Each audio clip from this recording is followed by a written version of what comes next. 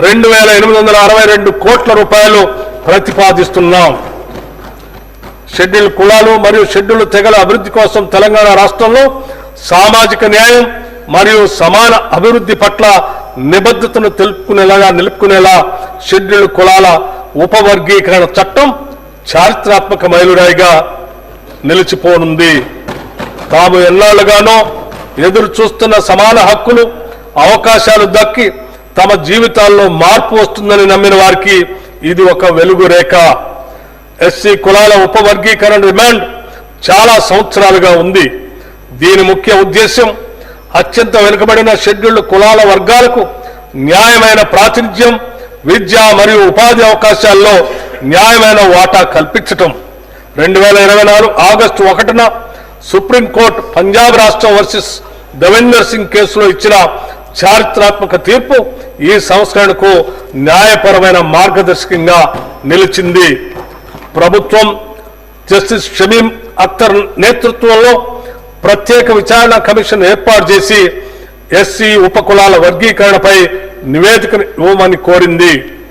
ఈ కమిషన్ తన నివేదికను రాష్ట్ర ప్రభుత్వానికి సమర్పిస్తూ రాష్ట్రంలోని 59 ఎస్సీ ఉపకులాలను వారి సామాజిక ఆర్థిక వెనుకబడిన స్థాయిని బట్టి 3 వర్గాలకు విభజించాలని సూచించింది.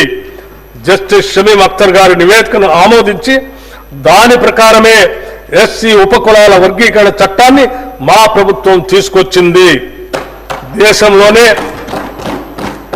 దేశంలోనే ఈ వర్గీకరణను అమలు చేస్తున్న మొట్టమొదటి రాష్ట్రంగా తెలంగాణ నిలిచింది. ఈ నూతన చట్టం ఎస్సీ ఉపకులాల సాధికారతకు తొలి మెట్టు. ఈ చట్టం దేశవ్యాప్తంగా ఇతర రాష్ట్రాలకు ఆదర్శంగా నిలుస్తూ సామాజిక సమానత్వాన్ని మరింత ముందుకు తీసుకెళ్లే దిక్సూచిగా మారనుంది. ఆదివాసీల గిరిజనుల వైవిధ్య జీవన విధానాన్ని, వారి హక్కుల్ని కాపాడుతూ వారికి అభివృద్ధి ఫలాలు అందేలా కృషి చేస్తున్నాం. గిరిజన అభివృద్ధి కార్యాచరణ ప్రణాళిక STSDF ద్వారా గిరిజన ప్రాంతాల్లో వైద్యం, విద్య, జీవనోపాధి వంటి అనేక కీలక రంగాల్లో అభివృద్ధికి నిధులు కేటాయిస్తున్నాం. అంతేకాకుండా ఈ ప్రాంతాల్లో మౌలిక సదుపాయాలను మెరుగుపరిచి వాటిని సమర్థవంతంగా నిర్వహించడం కోసం ప్రభుత్వం చర్యలు తీసుకుంటుంది.